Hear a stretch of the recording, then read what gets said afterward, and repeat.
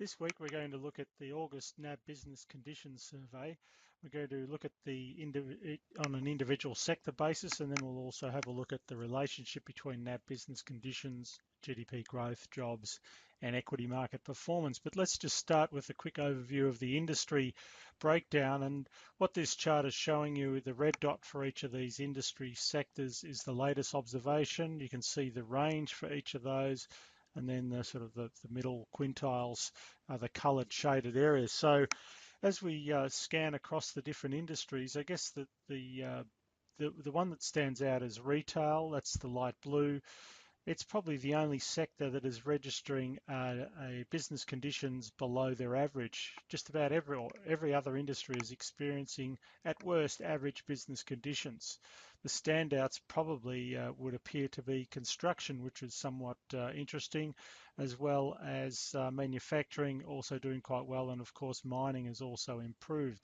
So this looks a little bit unusual, particularly when we compare it to GDP. We can understand why the retail sector is underperforming on this basis, but it still does look strange when we compare it to GDP growth.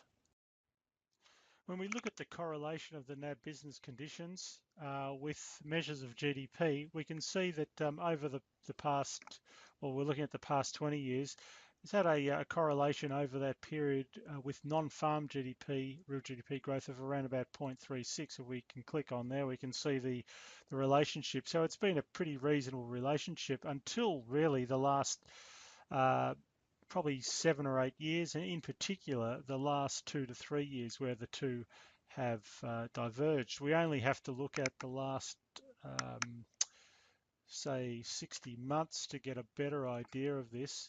And if I once again look at the real GDP and NAB business conditions relationship, we could see that it has actually dropped down into negative territory. So more often than not, the correlation has been around about 0.5, but over the past 5 years, that correlation has gone negative.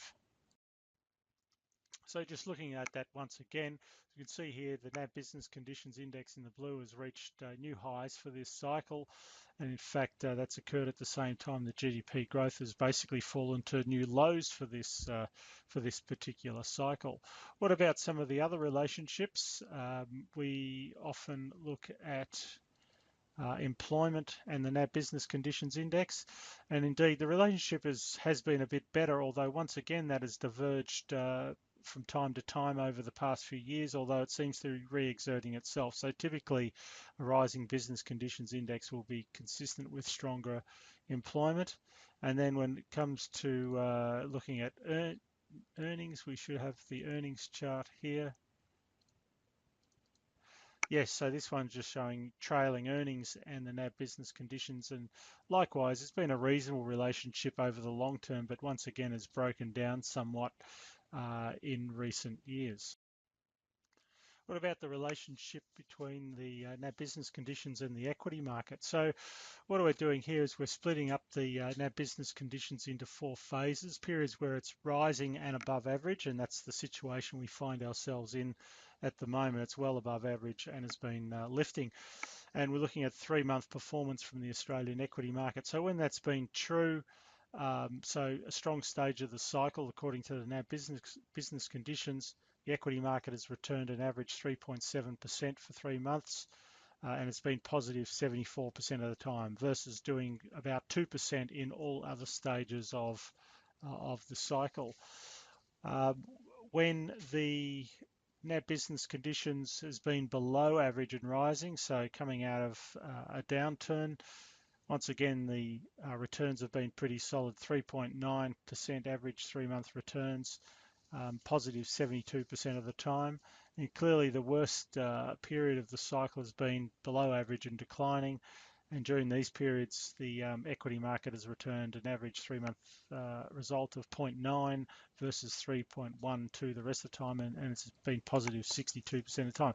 So it seems to be at least some sort of relationship. You can see the distribution of the actual 3 monthly returns below, the red bars being the condition or the returns when that condition is actually true.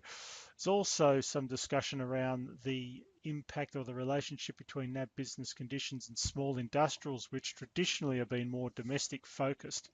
And what we see that historically it has shown a stronger relationship with the NAB business conditions index. So we see once again when it's been above average and rising over a 3-month period, small industrials have returned 3.7 versus 0.9 in all other stages. Periods where it's below average and rising, so coming out of the upturn, or coming out of the downturn, I should say, the average 3-monthly return 4.6% versus 1.5, and then in the declining below average and declining over a 3-month period, you've seen negative returns from small industrials. So taken at face value, the strong and rising NAB business conditions would typically be associated with reasonable equity market returns and certainly reasonable returns from the small industrial sector. But now back to that discussion around the divergence between the NAB business condition series and GDP. And in fact, what I'm looking at now is gross value added, which is a slightly different measure, similar, but at least we get it on a sector basis or an industry basis. So we can look at basically the sales less the cost of inputs, and that becomes the gross value added for each of the industries. So they should be roughly the same as the NAB business conditions. So if we look at the first one, I'm looking at mining. These are mining. The blue line is NAB business conditions for the mining sector, and you can see there it's been lifting off the bottom.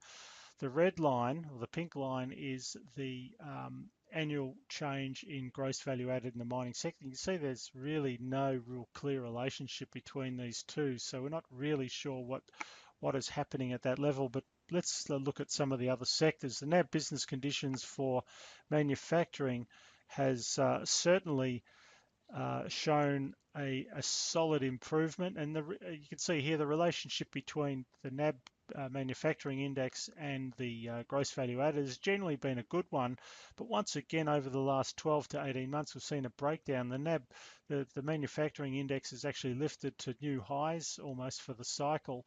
It doesn't get much better than that, yet the gross value added, so these are this is ABS data, remains fairly subdued, or very subdued actually, at about 0. So that seems quite unusual. Construction is another one.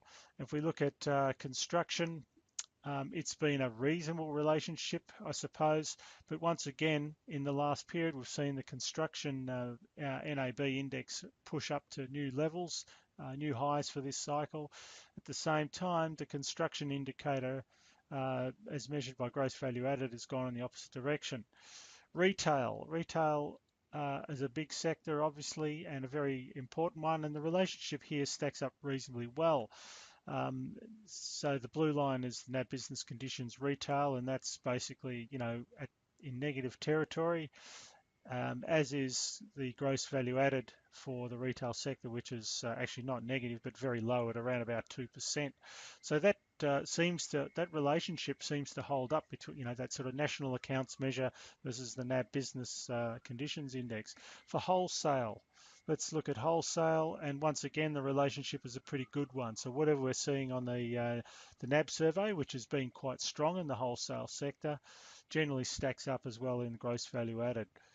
If we then move on to transport and utilities, the sectors don't exactly match up, but pretty close. And in fact, the relationship here hasn't been a bad one. The NAB business conditions for transport and utilities has been lifting for the past 6 months. It's around about 4 at the moment, fairly consistent with the gross value added. Finance, business and property, that's been one of the better performing sectors, and we're just going to find, we've created a measure here, and what I've done is I've combined finance, insurance, rental, hiring, and to generate a gross value added measure, and that once again the relationship has been pretty reasonable, I suppose, over time, although the NAB survey is also slightly more optimistic than the actual data from the gross value added. And recreation and personal services, that's quite a big sector. We have also attempted to construct one out of the gross value added data, and that is this one, which includes foods, bev, accommodation. I've got healthcare in there as personal services, arts and recreation, not as good a relationship. And once again, the NAB survey seems to be a lot more optimistic. So as we go through and try and match the NAB survey industry indicators to try and work out from a more of a sector or bottom-up basis, where's the divergence occurring? It is occurring particularly in the mining sector. We're also seeing quite a divergence in manufacturing, and also in construction was the other area where we see quite a significant divergence. It'll be interesting now to see which one of these series actually um, is going to be or provide the more accurate description of the economy going forward. Thank you.